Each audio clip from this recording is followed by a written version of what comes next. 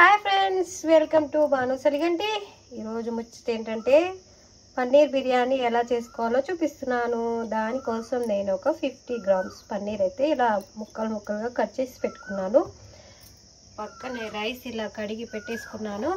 ఒక half an hour నానాలి. ఇప్పుడు ఈ పన్నీర్ని మ్యారినేట్ చేయాలి. మనం చూపిస్తాం. ముందుగా కొంచెం పసుపు, అలాగే అల్లం పేస్ట్, దీంట్లోనే ఈ పన్నీర్కి సరిపడా కారం,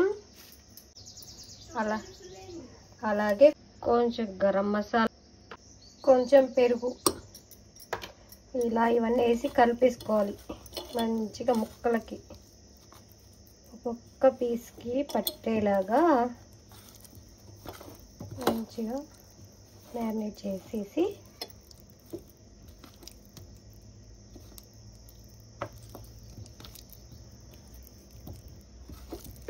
దీన్ని పక్కన పెట్టేసుకోవాలి. ఇప్పుడు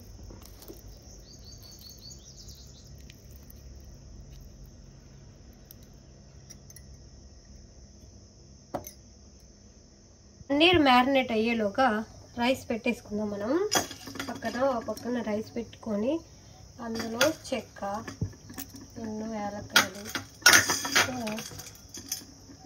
2 లవంగాయలు, బిర్యానీ ఆకు వేసి రైస్కి ఇక్కడ రైస్కి సరిపడా సాల్ట్ అయితే వేసేసుకోవాలి. మీకు ఎంత పడుతుందో అంత వేసుకోండి చూసుకొని. ఎక్కువైతే మళ్ళీ ఇబ్బంది అవుతుంది. దీంట్లోనే కొంచెంగా ఆయిల్ వేసుకోవాలి, ఎందుకంటే రైస్ పొడి పొడిగా వస్తుంది మనకి. ఆయిల్ వేసుకుంటే మూత పెట్టేసుకొని దీన్ని ఉడికించుకోవాలి మనం. మరి రైస్ అయ్యేలోగా మనం బిర్యానీ కూడా కడాయి అయితే పెట్టేసుకుందాం. దాంట్లో సరిపడా ఆయిల్ అయితే వేసుకున్నాను. ఆయిల్ వేసుకొని నేను ఇక్కడ ఆనియన్స్ వేయించుకుంటా. ముందు బ్రౌన్ ఆనియన్స్ లాగా ఇదే కడాయిలో వేయించేసుకుంటే సేఫ్. ఆనియన్స్ వేయించుకో.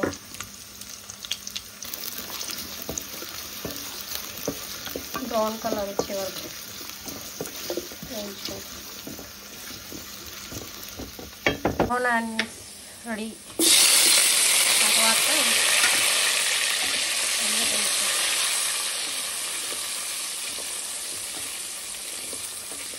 టమాటో ముక్కలు వేసుకొని, టమాటో ఒక పచ్చిమిర్చి వేసి మళ్ళీ దీంట్లో కూడా బిర్యానీ సామాను మనకి మా దగ్గర ఏది ఉంటే అది బిర్యానీకి సంబంధించిన సామాన్లు ఏదైనా వేసుకోవచ్చు.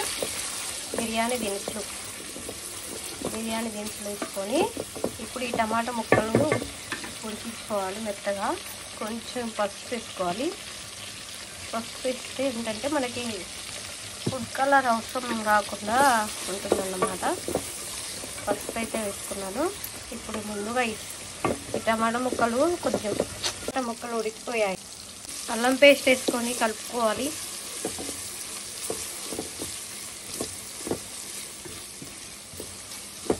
ఇప్పుడు ముందుగా మనం మ్యారినేట్ చేసి పెట్టుకున్నాం కదా,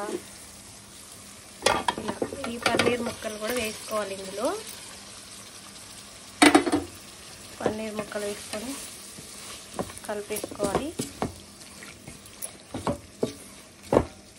పన్నీర్ ముక్కలు అయితే ఫుల్గా కాదు, కొంచెం ఫ్రై అయ్యే వరకు ఉంచుకోవాలి. మూత పెట్టేది. పన్నీర్ అయిందేమో చూద్దాం. పన్నీర్ ముక్కలు అయితే మంచిగా ఫ్రై అయిపోయి, అంటే ఫ్రై మరీ పూర్తిగా ఫ్రైగా అవసరం లేదు, కొద్దిగా పచ్చివాసన కొద్ది సరిపోతుంది. ఇలా ఆయిల్ అయితే పక్కకి తీలిపోయింది చూస్తారా, ఇలా వచ్చేస్తుంది. ఇప్పుడు మనం ఇందులో కొంచెం గరం మసాలా అయితే వేసుకుందాం. కొద్దిగా గరం మసాలా వేసుకొని, ఉప్పు కారం అన్నీ ఇందులోనే వేసాం కదా మనం పన్నీరు కలిపేటప్పుడు. అలా ఇప్పుడు మనం ముందుగా ఉడికించి పెట్టుకున్నాం కదా రైస్ని అయితే ఇలా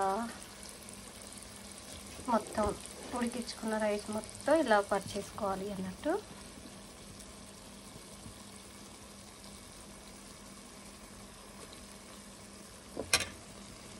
రైస్ వేసుకొని దాని మించి ఇలా కొంచెం కొత్తిమీర